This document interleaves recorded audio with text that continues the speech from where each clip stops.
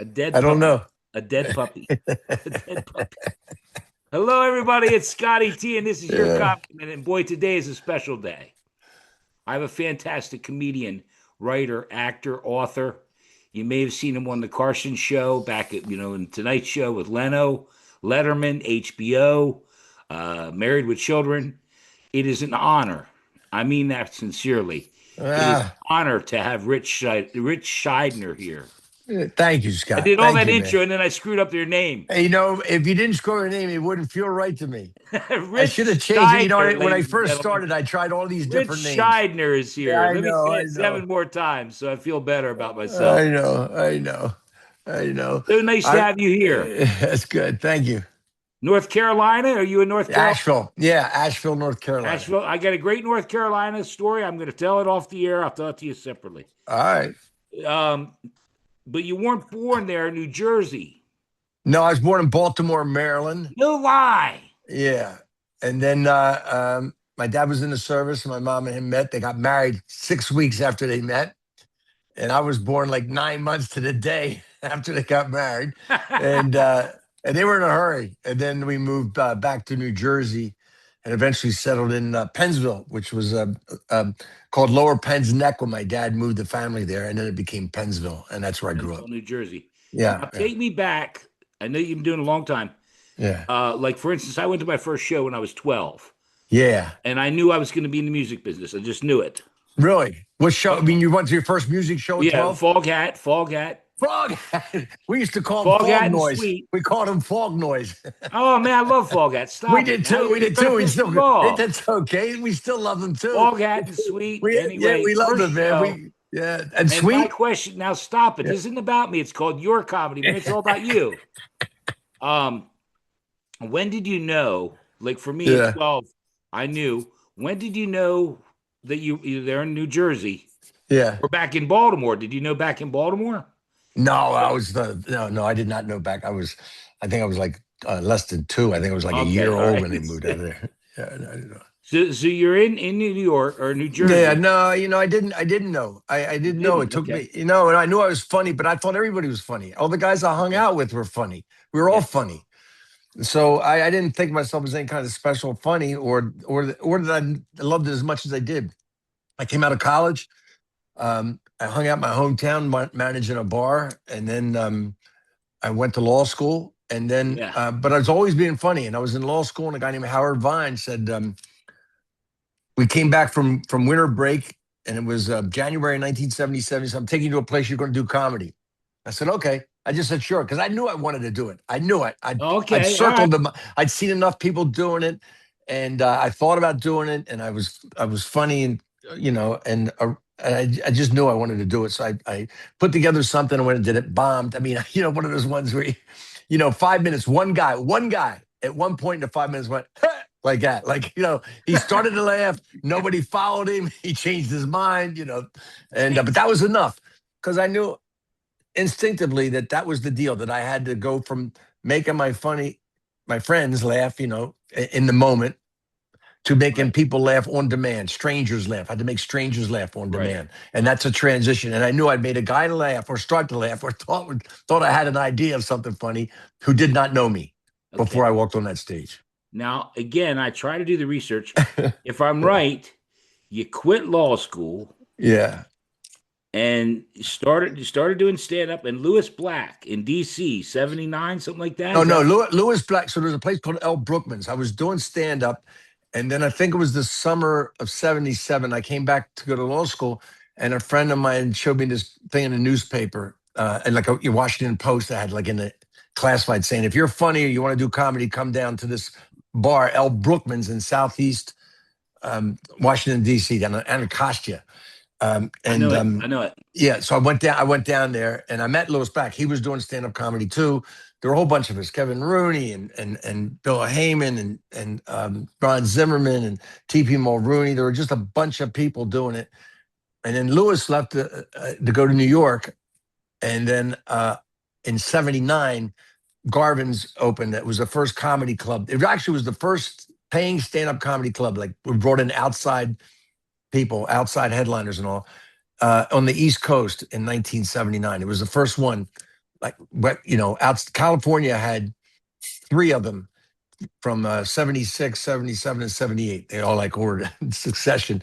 And I this was a big deal. They started the comedy mushrooming, the comedy explosion. I met Lewis in Vegas when I was there with my son. I had a great time. What a wonderful, and Yeah. he's still watches podcast on YouTube. He does, he's still on a rant. He's still on a rant. Yeah, yeah. He's great. So keep going if you don't mind. Keep. No, no. So I started making this um by 79, I was opening act for a bunch of bands in different bands at different venues. The Cellar Door Productions was a big Cellar live door. Sure. concert. You know who they were. Sure, They I do. so I got hooked into them, and they were using me to open up for all sorts of bands in different venues there in Washington D.C. So in 1979, the I quit. I actually told my girl I quit.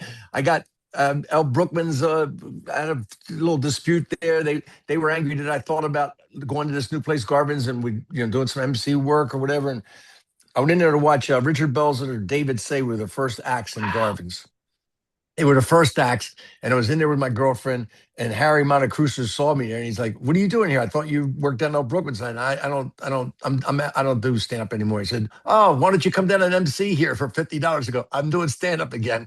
you know, he just goes, "Well, you want to do it?" Yeah, I said, "Yeah." So I started meeting all these comics from New York and Los Angeles who were coming into work in DC at Garvin's because I was a house MC. Andy Evans and I alternated weekends, and they're all these guys going, you got to go to New York. In fact, I met Henny Youngman. At the Oh my Cellar Door. God. Henny Wow. Youngman was working at Cellar Door, and I went down there to see him. And of course, I knew all the guys at Cellar Door. So Mitch, the sound guy, got me backstage, and Henny said, "Hey, join me but in between shows. That's when I eat." So Henny was eating a meal, and we are talking. He said, "Well, if you want to do this, you really have to move to New York. You have to go. You have to go to New York." So I moved to New York. I moved to New York sometime in the spring of '79. Okay. Yeah. And that was it. I was not going to be doing law school then. I found myself. I found something I really wanted to do. Well, I and figured it's better off to be a mediocre stand up than a mediocre lawyer. They didn't need any more mediocre lawyers. I but let's go on because I watched clips today from Carson and Letterman Yeah. and you know uh, so many other shows and stuff Yeah. that again I told you off air that I'm 63 and I watched those shows originally and I guess do you have a favorite memory or two or three of those times because now Sure. again we moved from you Yeah. realizing moving to New York, now you're doing really well. Yeah. Yeah. And Favorite memory, and yeah, then one that didn't go so good. my favorite memory was my dad was not happy that I quit law Yeah. school to, quit.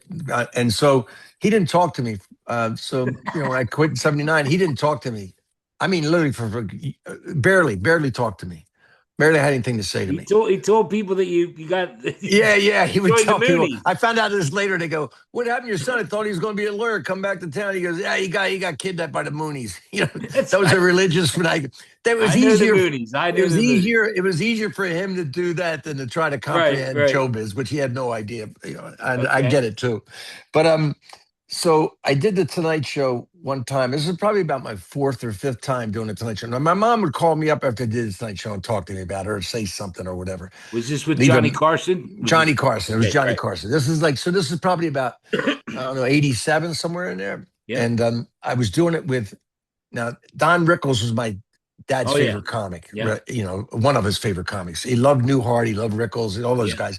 And my dad saw a lot of live comedy.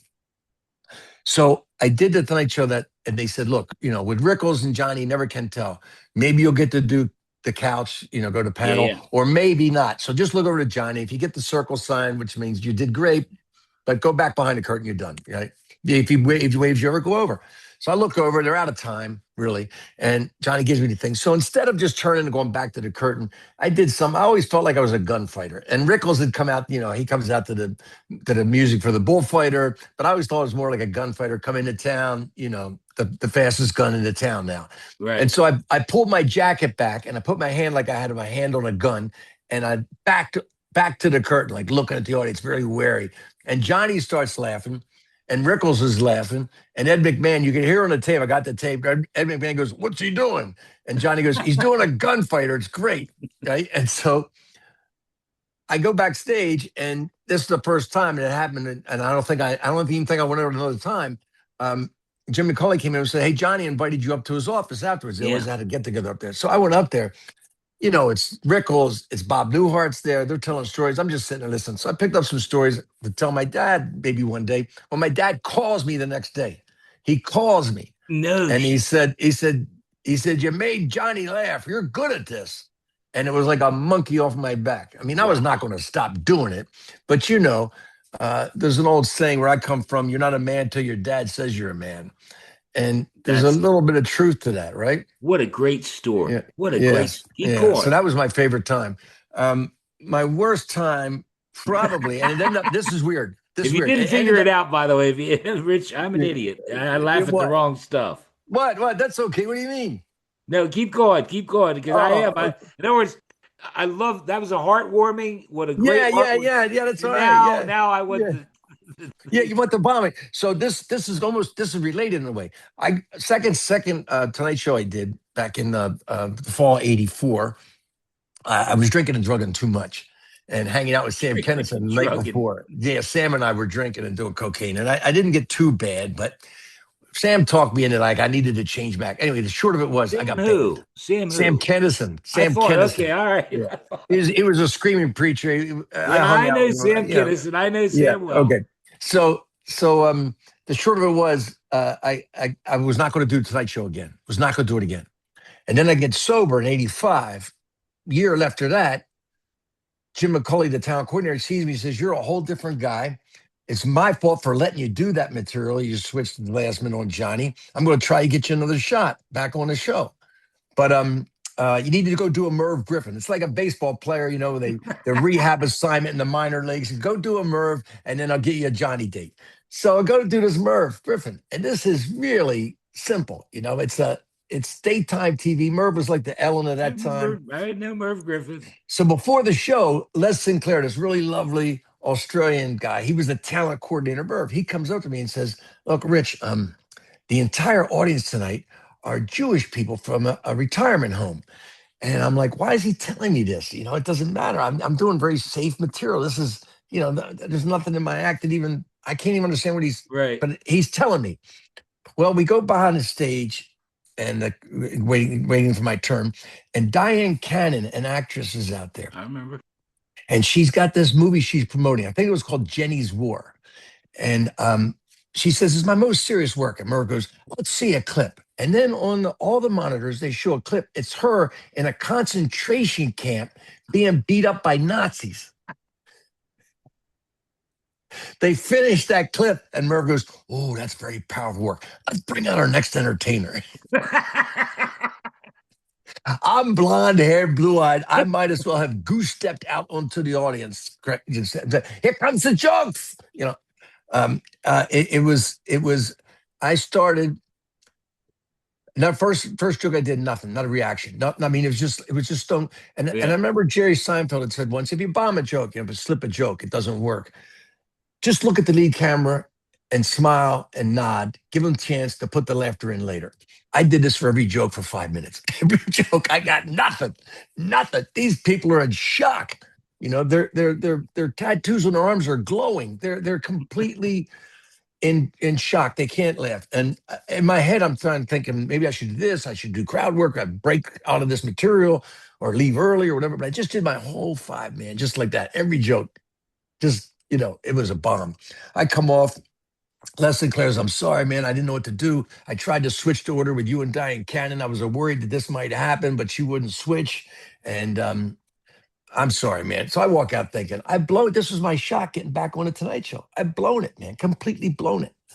And a couple of days later, I'm into improv in LA there. And Jim McCauley walks up to me and he says, "I heard what happened at Merv." And I think he's going to go, "What are you're done, But he goes, you're very totally professional. You were totally professional. Right. And here's your date." He gave me a date. "Here's your next date for the Tonight Show." That's wonderful. And and he says, "Of course, they're going to put the laughter in later. Well, I had the tape. I had the tape of the Merv Griffin show, and without they the actually did laughter. put the no, they put the laughter in. Did they? And Did the funny thing is, though, they also kept the crowd reaction shots in. So I'd do a joke, you'd hear the laughter. They look at the crowd. The whole crowd's like, "So where's the laughter coming from?" Nobody's laughing in the crowd. So, but it doesn't matter, you know. And I went back and I did. I think I did 12 more Tonight shows with Johnny Carson after yeah. that, before he retired. Yeah, Well, I so watched. that was my worst, but it ended up being my best. I watched a couple other podcasts and things you've done as far as writing, because what I found interesting is that you are just as happy when someone else is taking the material that you wrote. Oh yeah, oh So now, yeah. before you start, let me just give you your props.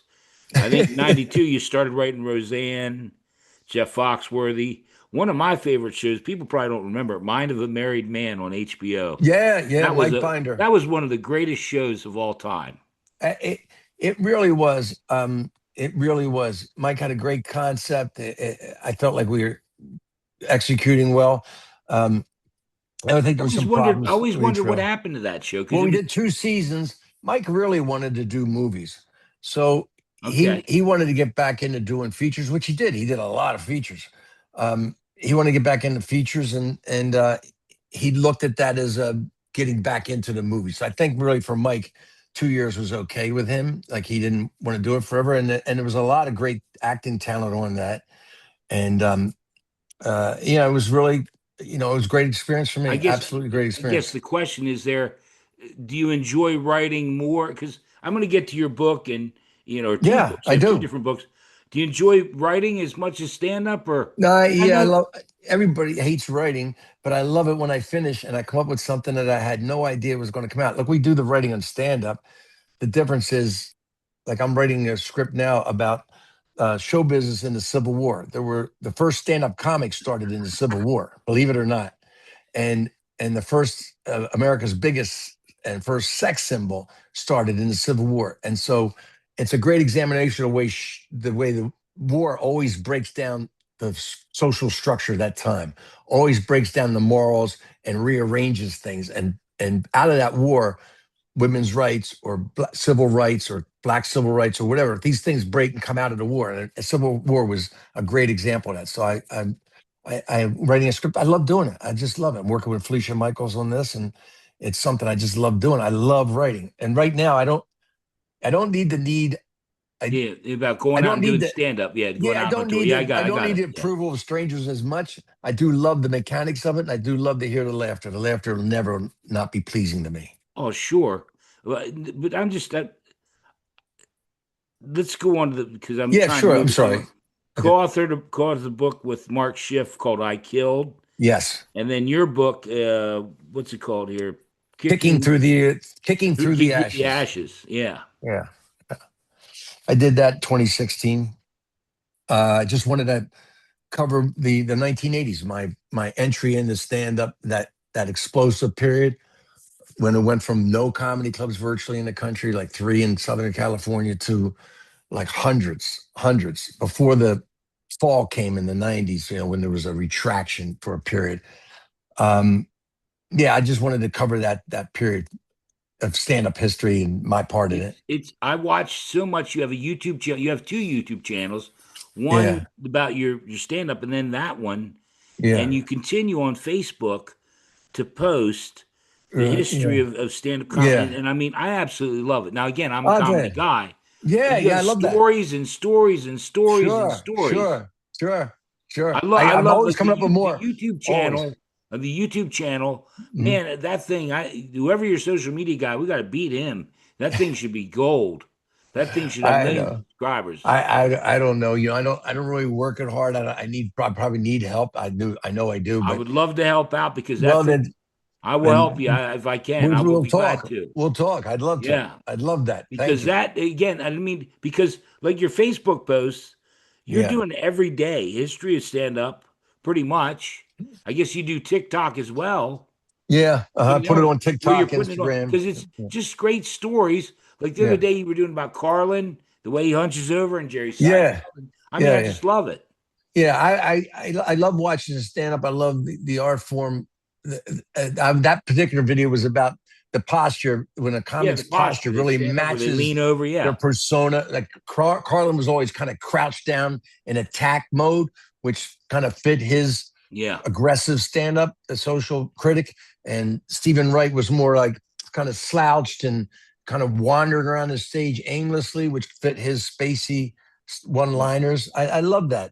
There's Brian Regan, who also, he has this sort of dumb character he does, which is his Cutter, the guy who really cuts through him and does a lot of funny.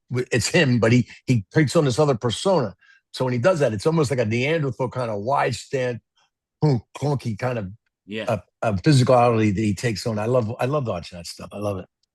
You going to continue to do that? Oh yeah, I'm going to continue to do this. Look, it's almost a hobby of mine to do that.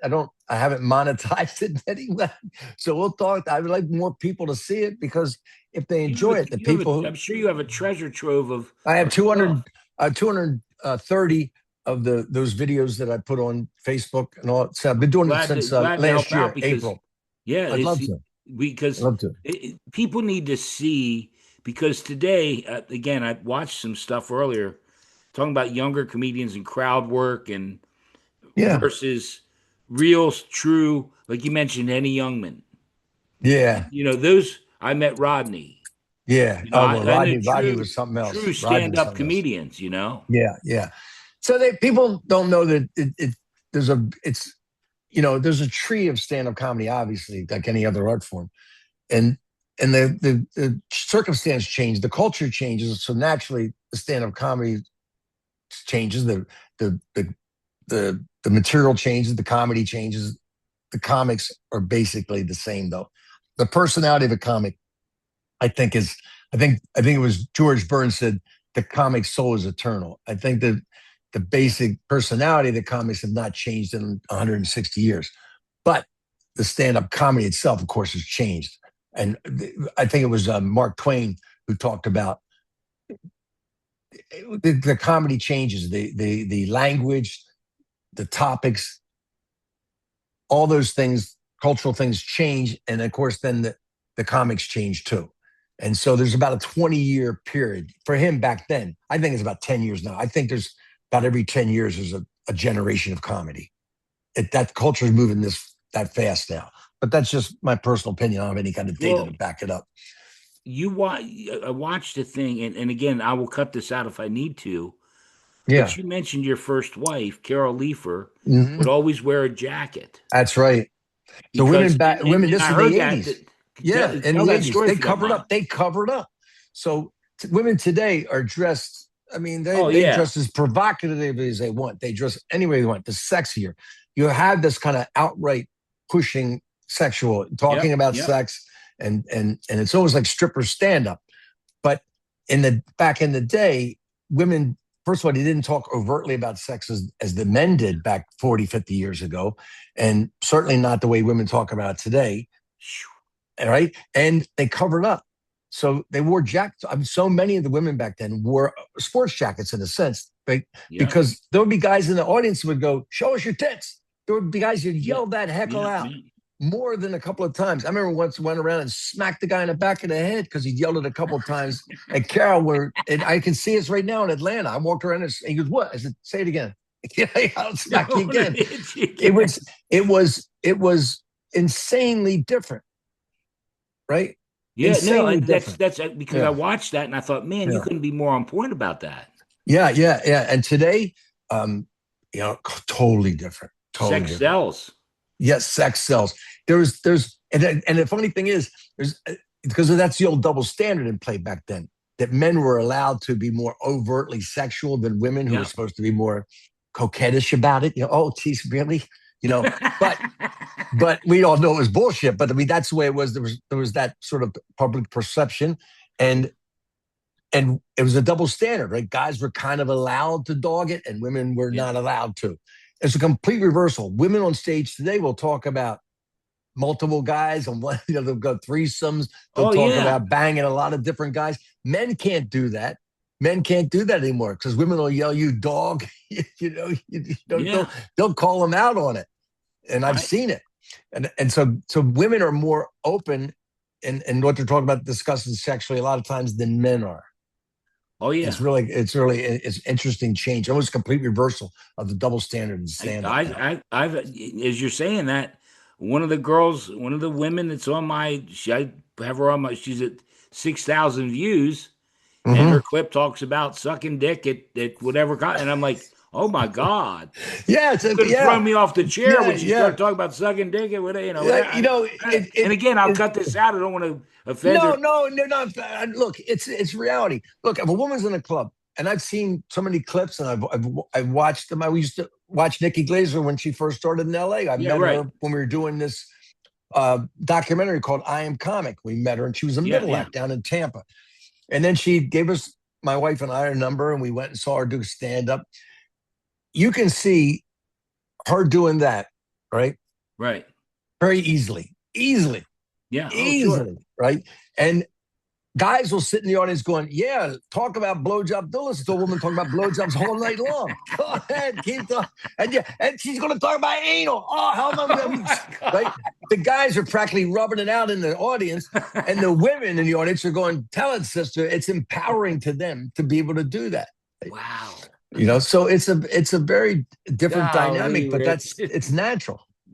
There's one I would have never thought anal would have come up in this. one, for, one for Yeah. Scotty. I'm sure Wow. I'm sure there's more talk about anal on You stage than there know, is actually happening. Because yeah, listen, you and I know that at a certain point a woman's don't get going, me you involved. know, Don't get me involved in your anal nonsense. okay, I'm done. Okay, I'm done. Eating ass leaves a bad taste in my mouth. Oh my God. Well, you know who started that? That was Chris Rock. That Chris Rock, he did a bit about tossing salad, which was the phrase used in prison for Yeah, eating right. ass, right? So he did it on a special up here, which special he did it on. That's 30 some years ago. And next thing you know, again, once it became a topic that scored, comics started hacking it. When I say hack it, they start doing their Yeah. version of that joke. They start doing their version. That became a thing. And then, of course, eating ass almost became like, I think it was like sort of the dick jokes of the 2000s. Back in Sure. my time in the 80s, we call pretty much any sexual joke a dick joke, right? Yeah, yeah, You're yeah. going to do your dick jokes now because you really, the default back then, again, this is how strange it was. Network television required you to work clean. So Sure. the biggest path, the most worn pathway to the top to success was through network television. You want to get on Johnny Carson, Yeah. Letterman, all those things, right? And then that's no longer relevant now, so it doesn't matter. But you had to work clean back then. So any joke, you're working nightclubs, so you got to feed them some dick jokes at the end. I tell them sometimes at the Feed them beginning, some don't dick get too jokes. restless. We're going to end up with a whole barrel full of dick jokes. Everybody's going to go home happy. I tell them, and then go Yeah. back to the regular act. But today, it doesn't matter. It doesn't matter because you can work as blue as you want on pretty much Sure, anything. sure. And network television is irrelevant in terms of the stand-up comedy's career. Well, I'm not going to touch Colbert. Yeah, no, not even that. It's just all those I don't shows. even. Look, Yeah, I didn't even gonna they get it. had look. Everybody said they had to go political because they can't stay relevant otherwise. It doesn't matter. Yeah, Comics but don't they didn't need to need go. network. They go to the comics You go go too to far though. reels. They go to Back reels. in They the go day, to Johnny Carson. I don't mean to interrupt, but Johnny yeah. Carson and those guys ran it down the middle. You went right, you went left, and you ended up in the middle. You're exactly right. You You can't go. didn't keep going. If you just keep going one direction, hell, And that's just what you have to that's what choose they which did. direction you're going now. Like Gutfeld, right? Nah. Gutfeld, Yeah. right? He Well, runs that's a yeah. conservative show, Oh, and these come other on. This is guys. a comedy show. Let's get it back to some Okay, comedy. no, I know. I'm just telling you how it You is, and I not could whether spend it's. hours talking about this shit. No, I don't want to spend hours. I'm just trying to tell you, you have to pick us. You can't be in the middle anymore. Will Rogers. Let me give you an example. Will Rogers, back in the 1920s, he made fun of both Republicans and Democrats, and everybody loved it. It was a different era. That's 100 years ago, right? Everybody laughed. He made fun of, and everybody laughed. They laughed at, you know what I mean? I'm Everybody 100 laughed. years You old can't, then. you can't do that anymore. You Okay. can't. Nobody tolerates anybody else's jokes about them. Politically. I'm just talking about political. So you have to talk about anal? Is that what you have to do? You have to talk about anal? Okay, all we're right. back to that. We're back. All right, I we don't go. We go. know. I'm trying to No, pick up a tip or two. no, I was just explaining No, politically I'm comedy playing. what it's like. Yeah, yeah, I I'm got just you. trying to have fun. I told you the idea is to have fun. I'm having fun. Are I am you having good? fun. Good. I I am. like Yeah, I I don't care. like I have no dog in that race. I'm not doing. I don't care about TV. no, right hand to God. I couldn't care. I care about you know what I pray before this started? Yeah, You and I have a good time, the equipment works and people enjoy what we it's put all we're together. doing. It's all we're That doing, wonderful, man. wonderful. Let's do a couple more quick ones. I like these. I just added these in. All right. And I like these because it's so easy, but it really have a reaction. Your favorite food? My favorite food, spaghetti. It's my comfort Yeah. food, and fried chicken. In other words, My last meal. Last meal. They say, Rich, last meal, my fried chicken. That was my mom when she fried cooked that. It was chicken. comfort food, and my aunt made spaghetti and meatballs. Those are my two favorites. Okay. For me, it's lobster. I was Oh, just that yeah. Well, I won't no. turn I away mean, a there's no lobster. dollar, but No, in other words, you're on no. death row, Rich. I love lobster. I love it. Yeah. Don't you think it's funny that used to be a trash food in Maine? They'd serve it to the prisoners. Yeah. No, That I used to heard be that. but you know what lobster really is? It's just a delivery system for the butter. Did you ever try lobster without the Yeah. butter? No, No, exactly. it's crap. You go, this You is know a what? bug. Someone told me. I added that question, and I love this answer. Yeah, I yeah. said someone uh, favorite food, and they went never-ending shrimp. I love That peeling would keep shrimp. you I do. alive as long as you just keep eating shrimp. You I just love never ending shrimp. I love peeling shrimp. I do love that. no. As far as if you're on your last meal Yeah, in never ending prison, shrimp. never-ending shrimp. Let's keep Yeah. this going. Favorite TV show? Favorite TV show of all time? Whatever. Yeah, and then Yeah, favorite movie, and then this is really goofy. I mean, if I say like favorite comedy TV show whatever you want. from when I was a kid, it's really weird, but I got to go with Andy and Mayberry. Yeah, yeah. Maybe our Yeah, RFD. yeah, yeah, maybe yeah, Andy Mayberry, Andy Griffith Okay. show, Andy Griffith show. Yeah, Andy Nobody's Griffith ever Show. asked me that. And I never really thought about, it, but I liked How all those about favorite comedies. movie? Doctor Strangelove. Doctor Strangelove. Yeah, yeah, it's an unbelievably great Yeah, Peter. comedy. What is it? Yeah, Peter yeah. Sellers, Sterling Hayden. Sure. It's incredible, incredible movie. Well, we're going to wrap this thing up here quickly. Not too quickly, but do you want to guess my favorite movie? Your favorite movie? Anchorman. Harlem Nights. Oh my Harlem Nights. God! Really? That's a great I movie. know every line from the movie. Every Really? line from the movie. Every line. From Wow. the very That beginning. was what a who's I who. got Mr. Raymond cigarettes going in the back. Tell that old snow frog face grab voice dude, take a slow one ass, bring back the money. Otherwise, I'm gonna stick your ass. I'm gonna stick him. I'm most definitely stick his little janky ass bad luck motherfucker standing there. Every line from the movie. Wow. I I got never would have Mr. guessed that. 100 years, I wouldn't have Betty, guessed where that. the hash? It's in the third shelf in the middle cabinet. Oh my God. Red I've never Fox. heard I love anybody. Red Fox. Red Fox. Well, you know all the stories about Red Fox. He was something else. Yeah, a lot of them. He was something else, man. He had a big medallion, almost like an omelet that he wore around his. He had a dashiki on and this big omelet, right? And Robert Klein, the great Robert Klein, was Yeah, talking to him Robert once. Klein. Yeah. On the back of that omelet, he had taped or glued a container of cocaine. That's what's on the back of it. He says, the police don't mess with that. It's got that African juju. They don't touch that. That's where he hides it back. He hid it back. But Red Fox was my dad. This is a true story. My dad, when he first got into business, he ran an insurance agency, and he was down in Atlantic City, New Jersey, at a convention back in around 1958. This is a 58, 59. And he met a guy from New York. My dad called him a New York Sharpie, right? He met a guy from New York, and the guy said, "Hey, Red Fox is playing over at Club Harlem. It's in Atlantic City. Let's go see him." Big winner. They're the only white guys in there. Yeah. And Red Fox is up there killing, right? And then he brings up a special guest. He brings up a friend of his, Don Rickles. Young Don Rickles goes on stage. Now, my dad had never seen Don Rickles. He'd never seen Red Fox live. He had his albums. My dad had so many comedy albums. It was incredible. Yeah. And he goes, Red brings up Don Rickles. Don Rickles starts messing around with people. And, if you think he just did what he did in front of a white audience, it didn't matter to him. And then he spots my dad and this other guy, right? The only two white guys in the place. He goes, "What are you guys doing in here? Looking for your wives?" And the place fell out, man. And my dad said he didn't even get the joke. My dad didn't get the joke. The New York guy had to explain the joke to my dad. It's okay, got it. I grew up. My parents had Red Fox and Mom's Mabley records, Uh, the Bickersons, and yeah, I mean, I go way yeah. back. I told you. My dad said Mom's Mabley. He saw her a couple of times at a place called the Latin Casino in Cherry Hill. He said the funniest act he ever saw was Mom's Yeah, Mabley. She was amazing I too, grew right? up on that stuff. Yeah. Oh, the only thing an old man can bring me is a young one. She said, a woman's a woman as long as she's a woman, but a man's a man only as long as he can. Ritch Shydner. I had a wonderful time. You were great, man. You're Will a you great come Scott. back sometime? Anytime, brother. It's a I'm going total to say pleasure. Ritch Shydner, your comedy minute, just so I can use it.